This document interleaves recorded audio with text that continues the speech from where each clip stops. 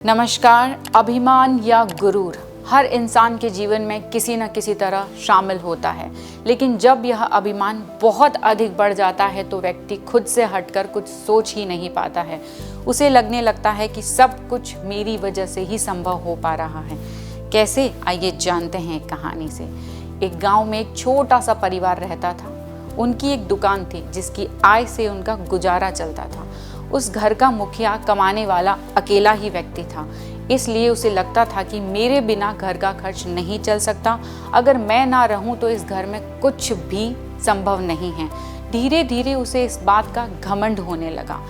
एक दिन गांव में एक साधु आए। वह व्यक्ति भी साधु का सत्संग सुनने चला गया। वहां उसने साधु से सुना, दुनिया में किसी के बिना किसी का काम नहीं रुकता है। यह अभिमान व्यर्थ है कि मेरे बिना परिवार या समाज ठहर जाएगा। सत्संग समाप्त होने के बाद मुखिया ने साधु से कहा, मैं दिन भर कमाकर जो लाता हूँ उसी से मेरे परिवार का खर्च चलता है। मेरे बिना तो मेरे परिवार के लोग भूखे मर जाएंगे।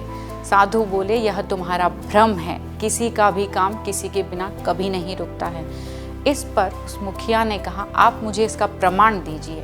साधु ने कहा, ठीक है, तुम कुछ दिनों के लिए बीमार होने का नाटक करो। उसने ऐसा ही किया। साधु के शिष्यों ने यह बात पूरे गांव में फैला दी कि उस व्यक्ति को कोई गंभीर बीमारी हो गई है। मुखिया के परिवार वाले ये सुनकर चिंतित हो गए। गांव के लोग यह सुनकर उनकी मदद करने के लिए आए। एक सेठ जी ने उस व्यक्ति के बड़े बेटे को अपने यहाँ नौकरी दे दी और गांव वालों ने मिलकर उसकी बेटी की शादी कर दी।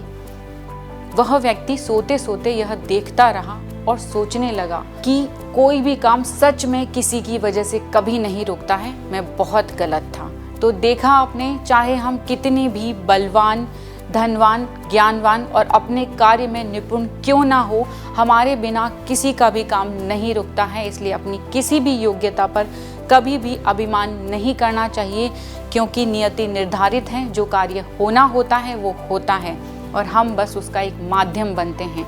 इसलिए बिना किसी अभिमान के अपने कार्य को करते रहिए और हमेशा ये याद रखिए कि अहंकार ऐसी दौड़ है जहां हर जीतने वाला हार जाता है। धन्यवाद।